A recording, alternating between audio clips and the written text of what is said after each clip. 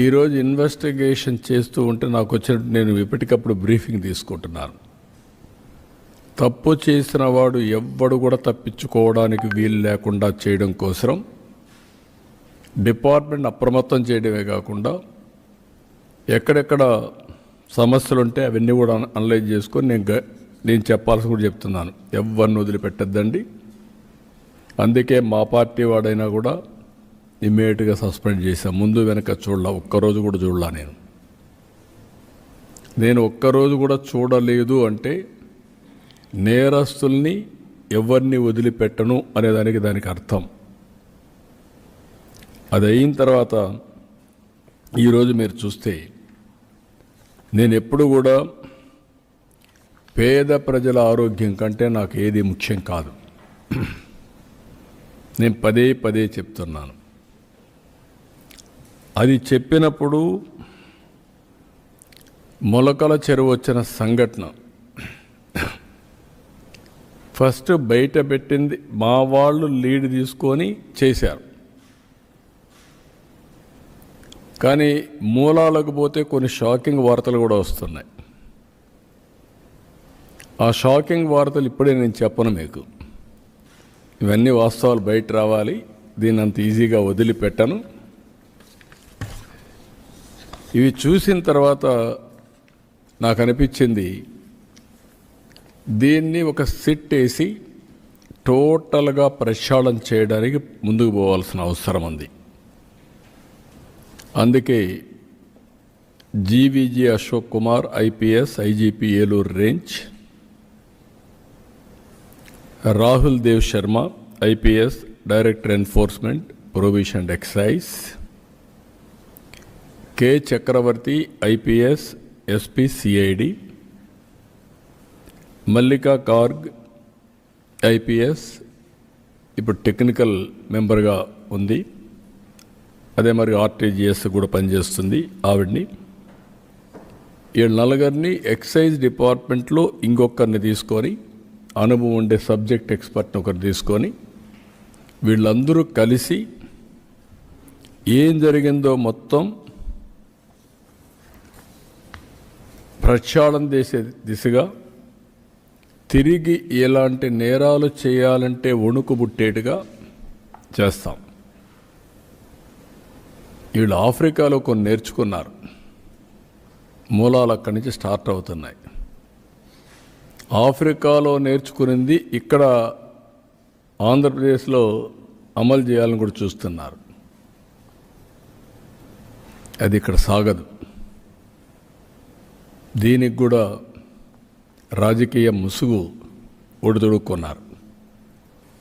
ఆ రాజకీయ ముసుగు దొడుక్కొని ఇలాంటి తప్పుడు పనులన్నీ చేసే పరిస్థితికి వచ్చారు. అందుకే నేను వార్నింగ్ ఇస్తున్నా, హెచ్చరిస్తున్నా. ఎలాంటి రాజీ ఉండదు. ఎవరైనా సరే టోటల్ ప్రక్షాళన చేయడం తప్ప ఇంకొకటి ఉండదని ప్రతి ఒక్కరికి హెచ్చరిస్తున్నా. ఈ రోజటి నుంచి దీనికి టెక్నాలజీ కూడా జోడిస్తున్నాం. ఇంతవరకు టెక్నాలజీ జోడించాం చాలా డిపార్ట్మెంట్లో. ఈ డిపార్ట్మెంట్లో ఇంకా పగడ్బందీగా చేయాల్సిన అవసరం ఉంది. అందుకే ఏపీ ఎక్సైజ్ సురక్ష యాప్, ఈ యాప్ని మీరు చూస్తే తొందరగా తీసుకొచ్చాం.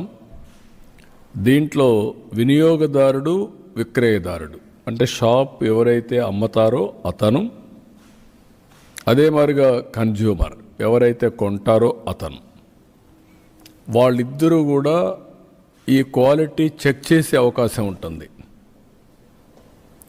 అందులో నకిలీ మద్యం బాటిల్ని కనుక్కోవడానికి వీలుగా యాప్ డిజైన్ చేశాం. ఒక స్కానింగ్ చేయడం, వెరిఫై చేయడం, అక్కడి నుంచి హోలోగ్రామ్ ఉంటుంది. అందులో క్లియర్గా క్యూఆర్ కోడ్ కూడా ఉంటుంది, చూపించడం డెమాన్స్ట్రేట్ చేస్తాం. అది స్కానింగ్ చేస్తే అక్కడి నుంచి నేరుగా batch number, brand name, ML size, MRP, ఎక్కడ తయారైంది, ఎప్పుడు తయారైంది, manufacture details, depot location, vendor location అన్నీ వచ్చేస్తాయి. దాన్ని చూసుకున్న తర్వాత ఇది నకిలీనా లేదా అని చూసుకొని వినియోగదారుడు కన్జ్యూమ్ చేసే పరిస్థితికి వస్తుంది. అదే సమయంలో నకిలీదారుడు కూడా ఎవరైనా వీళ్ళు వినియోగించే వాళ్ళు కూడా గుర్తుపెట్టుకోవాల్సింది, ఈ యాప్ని ఒకసారి స్కాన్ చేసిన తర్వాత అందులో వచ్చే డీటెయిల్స్ చూసుకున్నాక ఆ బాటిల్ పైన ఉండే డీటెయిల్స్ ఒకసారి చెక్ చేసుకుంటే సరిపోతుంది. ప్రికాషన్ కింద బాటిల్ పైన డీటెయిల్స్ ఉంటాయి, యాప్లో క్లౌడ్లో డేటా ఉంటుంది, ఆ డేటా దీనికి ఇంటిగ్రేట్ అవుతుంది. ఒక బాటిల్ ఒకేసారి వస్తుంది మ్యానుఫ్యాక్చరింగ్. ఆ మ్యానుఫ్యాక్చరింగ్ అయిన తర్వాత నేరుగా వినియోగదారుడు చెక్ చేసుకుంటే చాలా క్లియర్గా ఉంటుంది. తెలుగు, ఇంగ్లీష్ 2 భాషల్లో వివరాలు ఉంటాయి. ఇక్కడ ఇద్దరికీ పెట్టాం. మద్యం బాటిల్లో రిటైల్ షాప్ కూడా ఒకసారి స్కాన్ చేసి అమ్మాల. అంటే ఒకసారి షాప్ అతను అమ్మితే నువ్వు అమ్మేసావని లెక్క. అదే సమయంలో వినియోగదారుడు ఒకసారి తీసుకున్న తర్వాత టెస్ట్ చేసుకోవాలంటే టెస్ట్ చేసుకోవచ్చు. టెస్ట్ చేసుకున్న తర్వాత ఈ డీటెయిల్స్ అన్నీ వస్తాయి. అప్పుడు సేఫ్గా తాగే పరిస్థితి వస్తుంది. మూడోది, ఈ బాటిల్స్ ఆ షాపులో అమ్ముతారు కాబట్టి ఇప్పుడు బెల్ట్ షాపులు ఉండడానికి వీల్లేదు. ఇంకా ఎక్కడ అమ్ముతాడో అక్కడ జియో ట్యాగింగ్ అయిపోతుంది. ఈ షాపులో ఉండే మద్యం ఇంకెక్కడన్నా అమ్మితే ఆ జియో ట్యాగింగ్ వస్తుంది. కాబట్టి ఇక్కడే అమ్మాలి. ఇక్కడ అమ్మినప్పుడు అక్కడ కూడా వాళ్ళకు వెసులుబాటు ఇవ్వడానికి రోడ్డు మీద తాగి లేనిపోని న్యూసెన్స్ ఉందని ఈరోజు పక్కనే పర్మిట్ రూమ్ ఇచ్చాం. దాని డబ్బులు కట్టుకుంటూ అక్కడే తాగేదానికి అవకాశం ఇచ్చాం. అక్కడే తాగొచ్చు, వెళ్ళిపోవచ్చు న్యూసెన్స్ లేకుండా. అదే సమయంలో ఇక్కడ తీసేపోయి వేరేది ఇక్కడ అమ్మితే కూడా నేరం. I'm very clear on that.